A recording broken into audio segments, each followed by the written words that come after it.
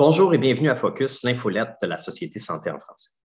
Deux journées importantes ont eu lieu le 1er octobre, la Journée nationale des aînés et la Journée internationale des personnes âgées. C'est donc ce qui va donner le ton à cette édition de Focus, c'est-à-dire le thème « Vieillir en santé » en français.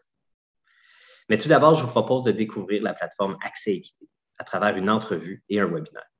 Jacqueline Higgins, directrice du réseau Santé en français à Terre-Neuve et Labrador, nous parle dans l'entrevue qui suit de son utilisation de la plateforme Accès et Équité dans l'accompagnement de 3 projets distincts. Vous trouverez plus loin une invitation au webinaire Equity Link Providing Tools and Support for the Implementation of French Language Health Services.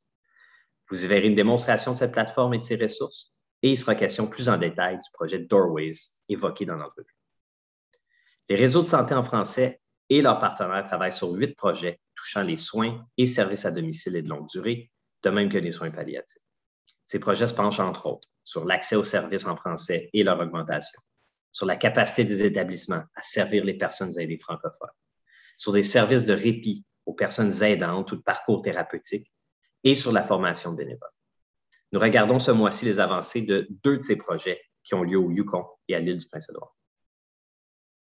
Le GREFOPS, le groupe de recherche sur la formation et les pratiques en santé et services sociaux en contexte francophone minoritaire, est à la recherche de personnes ayant joué le rôle de proche aidant auprès des personnes aînées à domicile dans le cadre d'une recherche qui s'appelle « Impact de la pandémie de la COVID-19 sur les proches aidants de personnes aînées à domicile et sur la relation aidant-aidé ».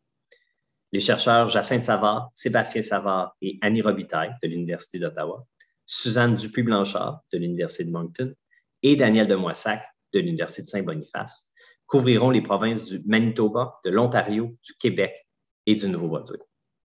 Vous trouvez plus d'informations ainsi que le lien pour participer à la recherche dans la rubrique « Nouvelles du mouvement en santé ».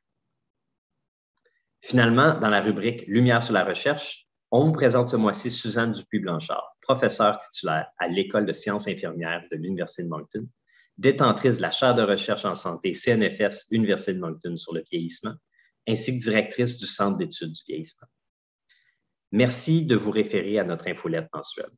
La prochaine parution de Focus aura lieu le mardi 2 novembre 2021. Je vous invite à nous suivre sur les médias sociaux et à visiter notre site web, le www.santéfrançais.ca. Vous pouvez également contacter l'un des 16 réseaux de santé en français au Canada pour connaître les ressources et programmes près de chez vous. Merci beaucoup. À bientôt.